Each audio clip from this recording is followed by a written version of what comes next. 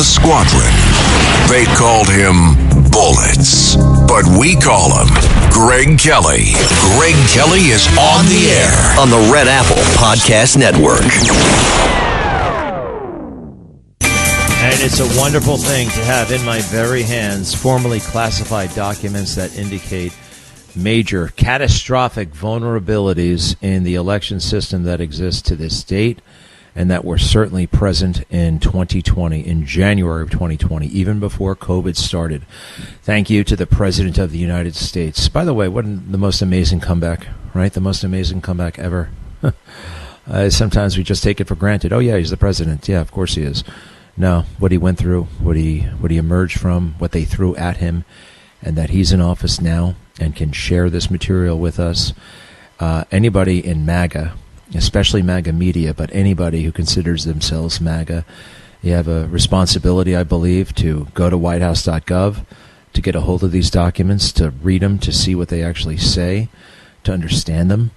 Let's face it, Democrats actually did not do that during Russia collusion, right? All they did was create a bunch of smoke, right? All they did was talk about, they would talk about things like Malta and meetings and various names you never heard of, and it dominated news for 2 years, right? 2 years.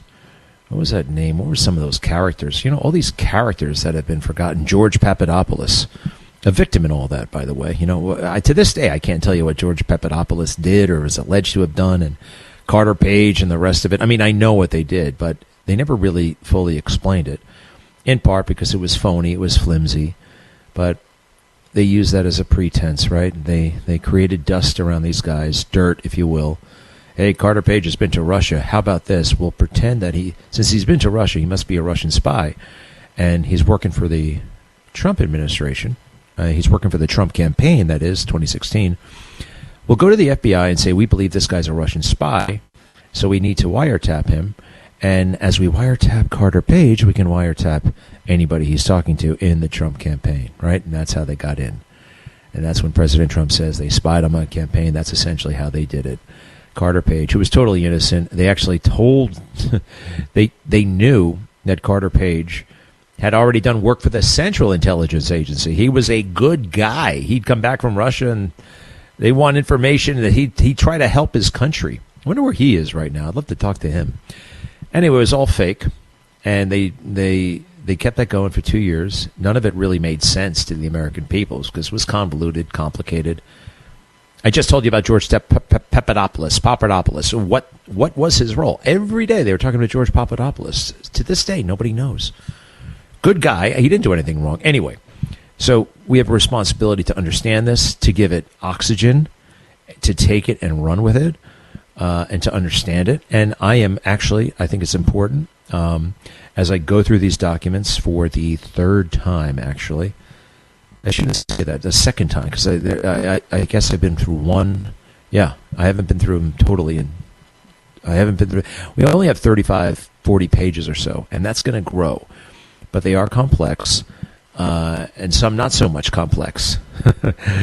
False ballot applications were filed in Michigan, 8 to 10,000, and people were being paid money to do that.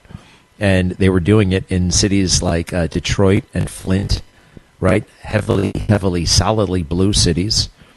And the FBI found out about it, not because some blogger, not because of Laura Loomer, but because of the Michigan State Police, the Attorney General Office of Michigan. All of these entities saw this wrongdoing, reported it to the FBI, and the FBI opened an investigation. Now, it's left at March 16, 2021. The Department of Justice and the FBI concurred that there was enough predicate, right? This is that stupid word that they use to make this stuff seem even more, to shield themselves even more. Predicate means basically there's a reason to investigate, right? Oh, gosh, everything's a paperwork mess with these idiots. But actually, I'm a little bit grateful that it was, because now I have the evidence that as everybody ran around calling it the most peaceful or most secure election ever in the world, that was not true. In fact, it was being investigated even by the Biden Justice Department. Now, this thing sooner or later was turned off. All right, so we got to go back to President Trump last night. It is one of the great media crimes of all time that networks like CNN, ABC, NBC would not broadcast it. It doesn't really matter anymore. It just brings more disgrace to them. They just shatter. Well, they didn't have credibility. They'd already disgraced themselves in so many ways, especially covering for Joe Biden and the rest. But for them to ignore this, it's one thing to ignore it and pretend it's not happening, but they acknowledge to their viewers that it was happening.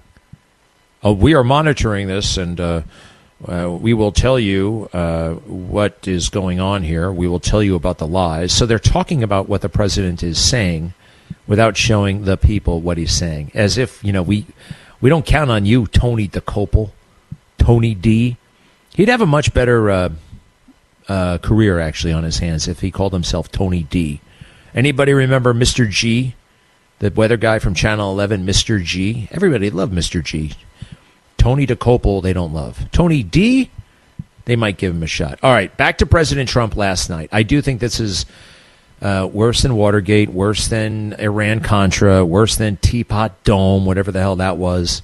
You take every political scandal in history, wrap them up into a great big ball, multiply it by 1 trillion, and you still don't have the severity of what President Trump has been describing to the American people. Pick up his speech, if you don't mind, please, from last night.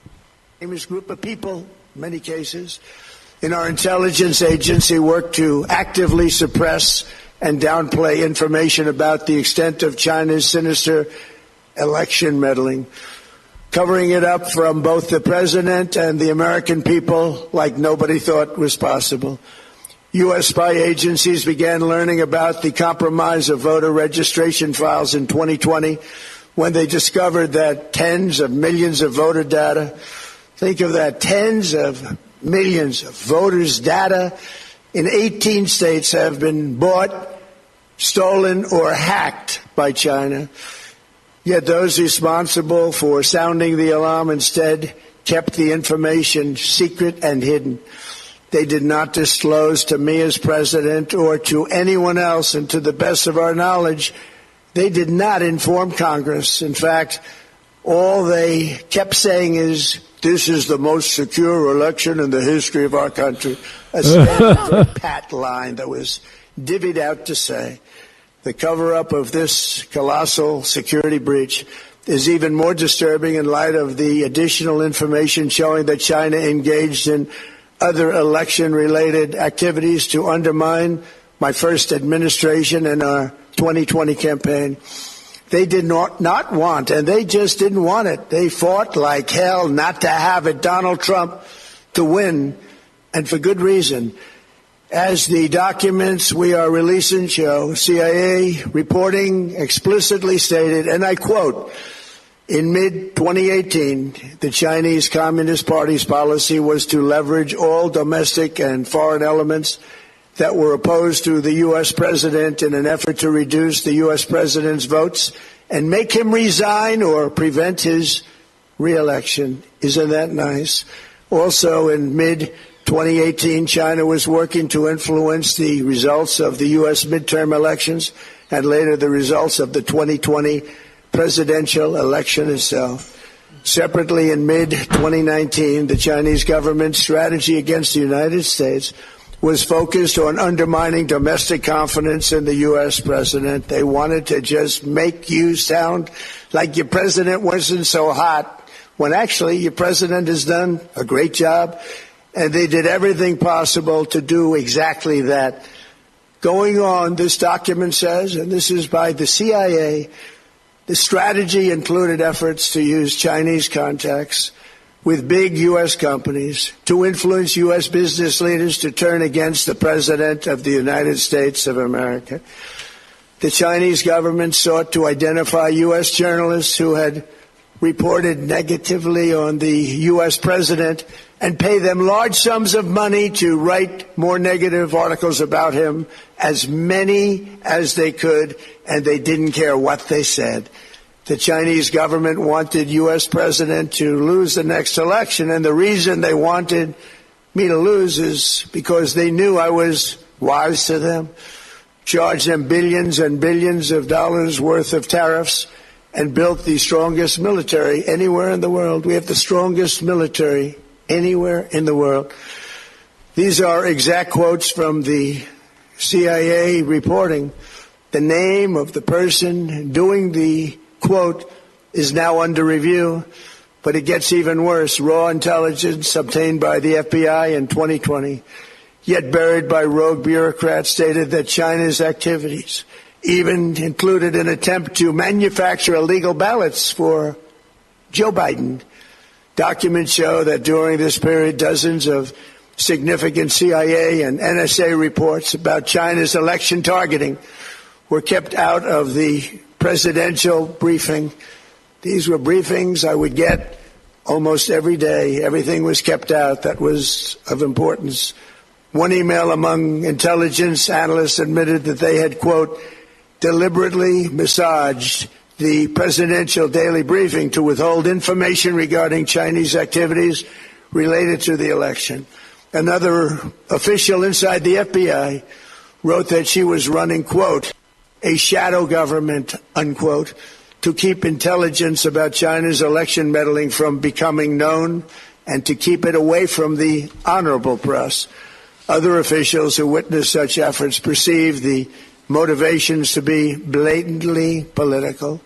Recently, we found significant numbers of burn bags in formation, and this is a group of bags that were used to destroy information given by President Barack Hussein Obama to be burned. It was supposed to be burned.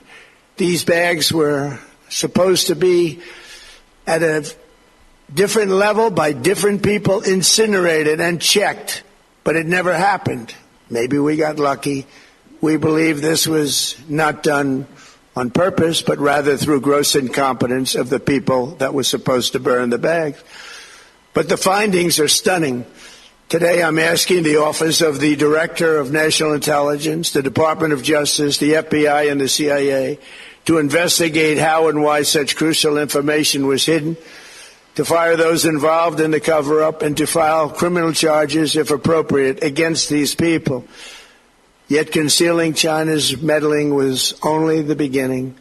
The third set of documents we are releasing proves that for many years, Americans were blatantly lied to about the security of our election infrastructure, including electronic voting machines and ballot counting systems. Dishonest, almost all.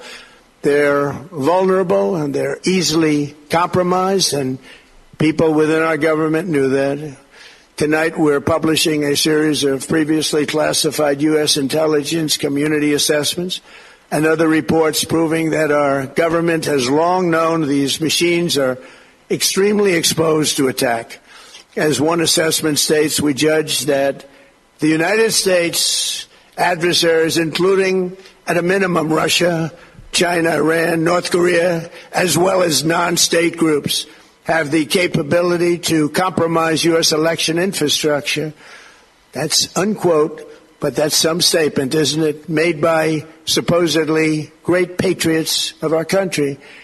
The document goes on to further state that, quote, we assess that centralized election-related data repositories, such as voter registration databases, poll books, and other official election websites, are most vulnerable to exploitation, and adversaries could use this access to these systems to disrupt election processes within the United States of America. Tonight we're releasing all of those findings, and spanning from January 2020 to June 2026, this is a cyber threat aimed at the very heart of our democracy. Many people have questioned whether it could actually be possible to electronically manipulate vote totals or change election results on these terrible machines. All right, Today hold on a second. releasing- Hold on. Again, I am going through the documents. Now, some of this stuff I'm still looking for, but it's fascinating, it's real, and we have more from the president, more on these documents. I'm actually realizing now we haven't even scratched the surface on these babies, okay? This is, what did I like to say back in 2020? Not over. not over. Hashtag not over. Be right back. Greg Kelly on the Red Apple Podcast Network. All right, I just found another document that I actually it'll take me only about 5 minutes to go through it. And this is the one that talks a lot about Venezuela and some other things all the way back to 2006. All right, so that will just take me a moment or two. And as I do that, I'm going to look for a little bit of help here. Wait a second. What do we got here? Oh, shoot. Did I lose the list? Who's on the phone right now? Is this today's list or yesterday's list there, Carlos? What do we got? It's yesterday's? Who's there today? I could just read this thing. Why don't I just read this damn thing? I'll read it. 800-848-922 if you want to call. 800-848-922 if you want to call. But, all right, here we go. Some very, very sensitive information. Now, the problem with this is Smartmatic is mentioned, and those guys are very, very litigious, right? And even well, look, I got to avoid them for the time being. I can read about them. I can read all about them, and I can think about them. But I'm in a slight bind when it comes to talking about them, all right? Look, lawsuits galore. You may have read about them in the newspaper. So I have to leave that out. Now, as far as I know, Dominion no longer exists. Is that right? Or it's under total new ownership. I thought it was under total new ownership. They've all had a big changeover. And look, they made a lot of money from Fox. Now, should Fox have actually done that? Well, you'd have to ask Fox. A lot of theories floating around about how these lawsuits, got off the ground and that kind of thing. But I'm going to have to, this is a meaty part right here, no doubt about it. But because of my own little legal stuff, I can't for the time being. All right, for the time being. In the meantime, this is something else that's hot. The Department of Homeland Security has initiated multiple investigations related to allegations of non-citizen voting and registration. Listen to these vote totals, and this definitely could have made a difference. Georgia, 42,000. Ohio, 60,000. Texas, 111,000. North Carolina, 34,000. The SAVE Act, we need it. Greg Kelly, entertaining and informative on the Red Apple Podcast Network. Again, I don't really give a damn, but the media's behavior last night. If you what do they say? You don't hate the media enough. You don't hate them enough. The arrogance, the cluelessness, the stupidity, and their inability to learn from their own grotesque mistakes. I don't think there's nothing like it. There's no entity, I think, anywhere that is so inherently dysfunctional. Worse than dysfunctional. But, even dogs learn from their mistakes, right? But they just do the same thing over and over again. Now, they call us election deniers. Just real quick, that's all they have ever done when it comes to President Trump. We have hours upon hours upon hours of Democrats denying legitimacy to President Trump. It's and that was never considered a threat to democracy or something that should be discouraged or anything like that. And I still see Republicans getting caught up on Capitol Hill when they're asked the question, who won the election? Who won the 2020 election? And they'll say something like, well, Joe Biden was certified the winner. Yeah, but that's not good enough. What do you mean? At this point, the trap that they're trying to set. You can go ahead and say, hey, this is a trap. This is how I answer the question. I mean, if you don't feel like he won legitimately, say it. I can't count that high. I don't know fully what happened. So, look, here's what I feel safe in saying. I know what you want me to say. I'm not going to say it because I do not know. I lead with this. I do not know. Only God knows who got the most number of legitimate legal votes. That's an impossible number to know, and the only entity that knows it is God. He knows. Nobody else can know that. And I have grave concerns about the fairness. I know that the Pennsylvania election was illegal. So, and that needs to be fixed. And we should be able to talk about this without being branded a denier, because if you want to play that game, well, what about you guys and what you were saying about President Trump starting in 2016? And it was a rallying cry for you guys, a rallying cry. I want to go back to the real quick, because a lot of people have not seen these documents. And you know what? Sometimes when you talk about documents, it gets a little bit, what's the word? Boring. You know, sometimes these documents, often these documents are written by, well, people who don't want to be noticed, right? They don't want anybody really. They don't want the media. This false manipulation narratives could undermine public confidence. We assess that adversaries could use and make false claims about their ability to manipulate U.S. election infrastructure as part of a broader effort to undermine confidence in the U.S. democratic process. Much of the voting public probably knows little about the process of administering U.S. elections, which could allow false narratives to gain traction. Government efforts to investigate and publicly invalidate such claims could take weeks or months. Here's a little bit deep state talking, right? This is January 2020. What about the accurate claims? You know, what about and undermining confidence in elections in and of itself? Well, what if the election doesn't deserve confidence? Does the Board of Elections in Detroit deserve our reverence and confidence? No, they most certainly don't. Let's resume President Trump's speech as I continue to process not only his words, but all of these documents and another tranche. When do we start saying the word tranche? But they like that, tranche. Another tranche is dropping. Pick up the president, please. The CIA obtained reporting of a specific plot to do a big number in favor of the corrupt Maduro regime in Venezuela. And that's exactly what happened, conspiring to digitally rig their own country's elections in 2020, and that's what they did.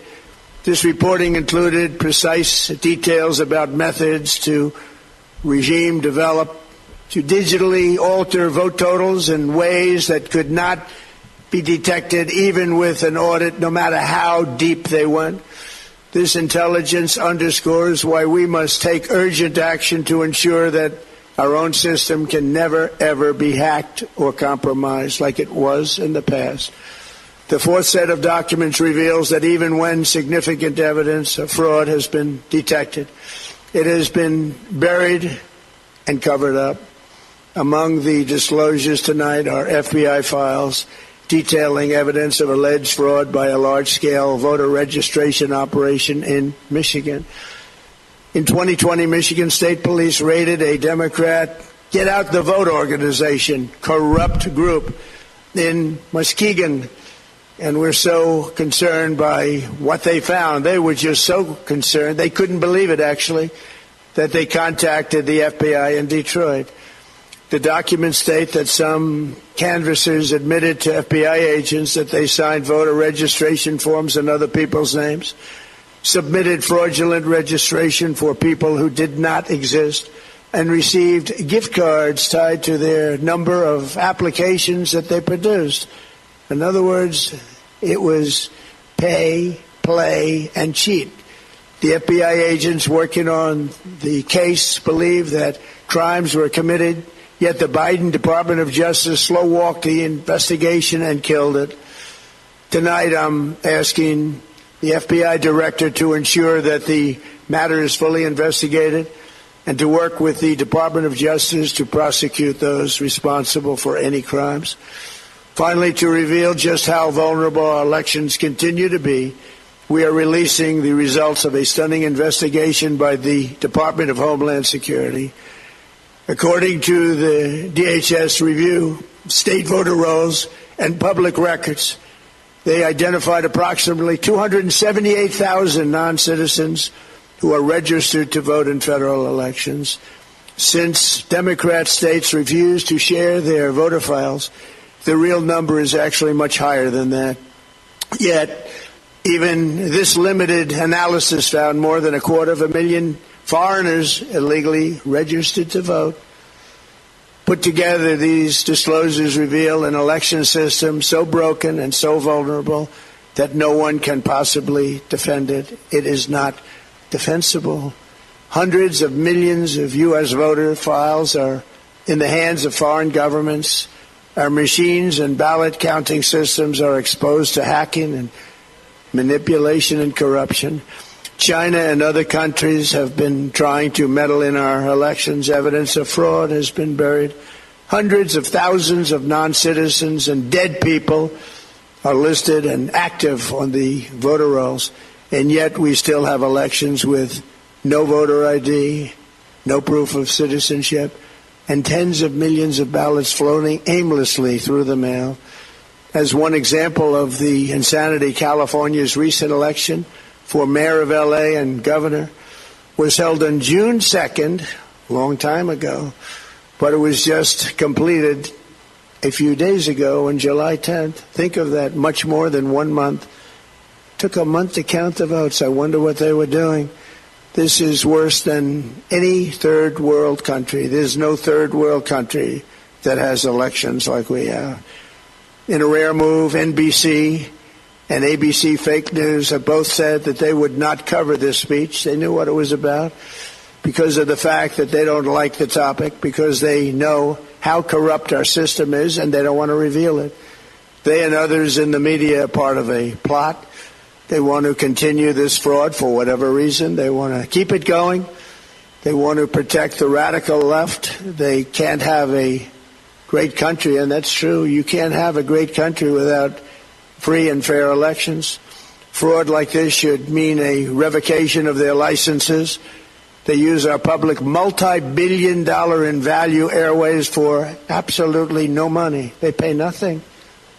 All we want is honesty in our elections and honesty in reporting. They pay nothing for multi-billion-dollar assets. Great damage has been done to our country. Our elections were left vulnerable to being rigged and stolen, and the trust of the American people was lost. This cannot be allowed to continue. Every American, whether you're a Republican, Democrat, Independent, or otherwise, should be able to agree that we deserve the most secure, honest, and fair election system anywhere in the world. Secure elections should be a partisan, we should be together. Democrats, Republicans, Independents, everybody. And it should not be a partisan issue.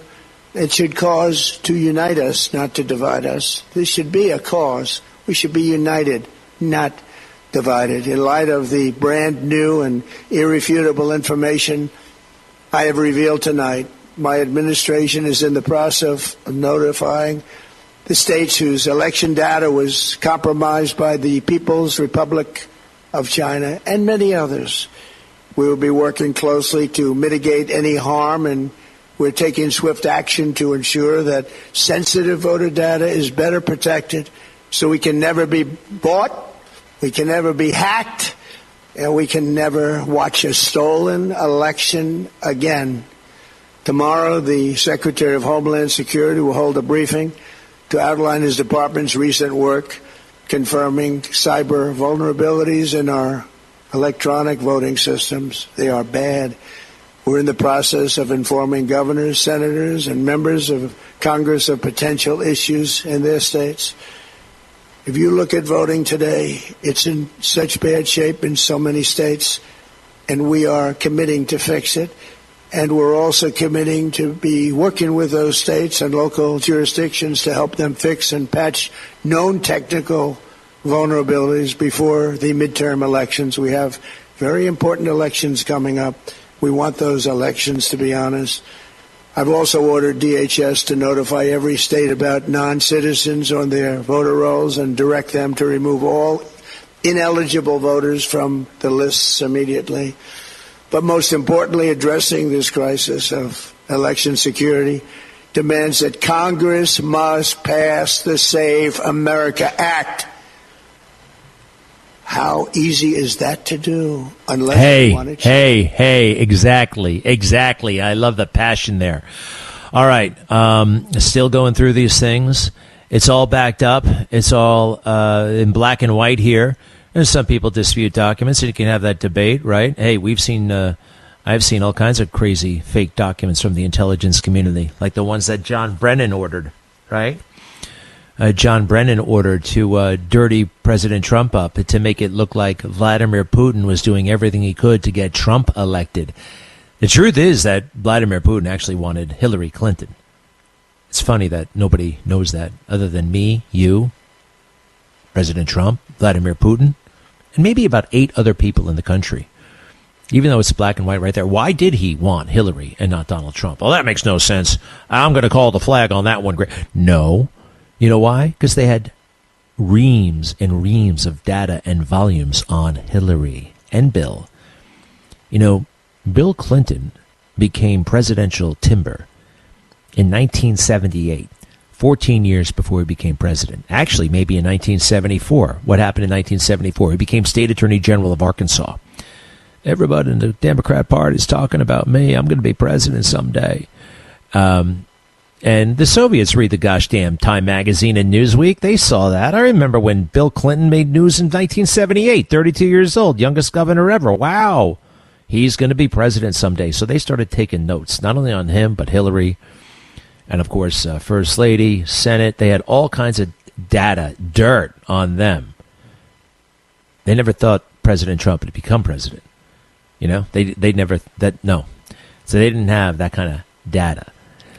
And also President Trump is unpredictable. Hillary Clinton, you can read her like a book. Just give her some money and she'll be happy and she'll lay off. 800-848-9222. 800-848-9222. Watergate times a trillion. Greg Kelly, entertaining and informative on the Red Apple Podcast Network. All right, let me stop for a moment. Isabel is in Manhattan, New York. Hello. Hello? Mm-hmm. Hi, Greg. Yes, Hi, you're on the Greg. radio. Hello. Yes. Hi. Yes, there is proof of fraud in the 2020 election. There's no way that Biden got millions and millions more votes than did Obama. Yeah, I mean, actually, but what we got here is like real, what we're looking for are the proof. That is a theory, and I happen to agree with it. There's no way that could have happened, but then you got to go prove it. You know what I mean? And that's what we're seeing now. I mean, it defies logic that a guy like Biden would have gotten more votes than, a charismatic, no kidding, look, he's good at politics. He's good at speeches. He's got that big smile. He's black. He's cool, right? That's what a lot of people fell in love with Obama. Joe Biden had none of that stuff. And he got more votes? No, it's crazy. It's totally crazy. But I wouldn't call that proof. I mean, that would be like, yeah, that doesn't make any sense. Now let's go out and prove it. Does that make sense, Isabel? No, I guess. Yeah, no, you can't call that proof. I mean, that in and of itself, I mean, yeah, like you could say that as part of your rhetoric, you know what I mean? And you could say that actually and believe it in your bones like I do. But then you got to go out and get the facts and the documentation, and that's what we have here. This is a big step, substantial step. Thank you, Isabel. Let's see here, George. Hello. Hi, Kevin. Speak up. Who's Kevin anyway? Greg. Yes. I just wanted to say that the Democrats. You mentioned that they don't learn from their mistakes. What they're doing. They're not making mistakes. No. I didn't say that. I said the media don't. The media. Big difference. I mean, the media are following the same playbook they've always played with Donald Trump. They haven't learned anything about him or the American people. Everything Trump does is crazy and outrageous, right? Nobody remembers anything. I mean, the media. You see it? I mean, they tell the same story about Trump every single day. They never said, hey, maybe we should learn something about him and reevaluate ourselves. I'm not talking about the Democrats. The Democrats are clever as hell. You understand the difference, George? Yeah, right. I do understand. I meant to say the media, but they... Well, I think you got to, yeah. All right, come on. You got to get it straight when you call me, okay? We're a little bit light on time here. Brian, hello. Is he there? Brian, pump up the volume. Shoot. Hello? Hello? Yeah, you're on the radio, pal. You called me. What's up? Oh, yeah. I wanted to say that it's totally outrageous what Trump's doing. Every time he gets up there to show his facts, he always ends up looking like a total bumbling fool. You know, I remember the data he showed about the Social Security numbers. Hey, stop it. Obviously, okay, right. You don't like the guy. But he presented information last night about the election. I guarantee you two things. Actually, well, you didn't look at any of that stuff. Here you are calling about Social Security. Last night wasn't about Social Security. He looked like a man in full. You know what a man in full is? A man in his prime. A man at his best. All right? So, no, Brian, I totally disagree with you. And you want to talk about Social Security? You should have called when we were talking about that. This is bigger than Social Security. This is bigger than Watergate. This is bigger than Iran-Contra. All right? And the least you could do before calling the radio station and forgetting where you put your phone is looking at the documents and figuring out what we're talking about. Thank you very much. Rob is somewhere in actually, hold on a second, Rob. I want to go back to Rob, what do you got? Is he there? Yeah, I'm here. All right. Hi, you're on the radio. Hey, I want to talk about Medicare fraud. I've been on Medicare some time, and I get a statement, a summary for June, and there's an entry there for elbow braces from some company in New Hampshire. So I call Medicare and say, I didn't order this. I don't have no need for elbow braces. And they said, we're familiar with this company. We've been investigating them since January of 2025. So I said, okay, then why did you pay them $856 in June? And the woman said, I can't tell you, but the FBI is investigating. I checked my secondary. They didn't pay, but Medicare paid. And I did some research, and Medicare does something called, or the government does something called pay and chase. And these bills with this fraud run up to millions of dollars. I don't get it, why they wait so long to prosecute. I mean, if you look on Here's Facebook, something, because it's not their money. It's not their money. It's our money, right? Yeah, that's interesting. Now, at least, I mean, do you think she was buttering you up or giving you the runaround? I mean, at least you got through. At least she sounded receptive and said that the FBI is investigating. I'm ready to believe that. Are you? Did you feel like she was giving you the straight scoop? I feel that I believe everything she said. She was honest. She couldn't talk about it. I believe it. But my statement is, why do they let this money build up so high before they prosecute them? I mean, they can claw back the money. You're probably right. Look, it's a bureaucracy. It's sick. It's bloated. It's dysfunctional. We all know that. But maybe they want to lull them into a sense of complacency. They're investigating. You know, they're watching them commit fraud and documenting it, and then they nail them for it. Could be. Thanks for listening to The Greg Kelly Show. You can hear The Greg Kelly Show weekdays at 12:15 on 77 WABC. If you like the podcast, share it with your friends and listen anytime at WABCRadio.com and download the WABC Radio app. Hit that subscribe button on all major podcast platforms. Plus, follow WABC on social on Instagram, TikTok, Facebook, and X. See you next time for a new episode, so you never have to wonder. What the heck is going on here?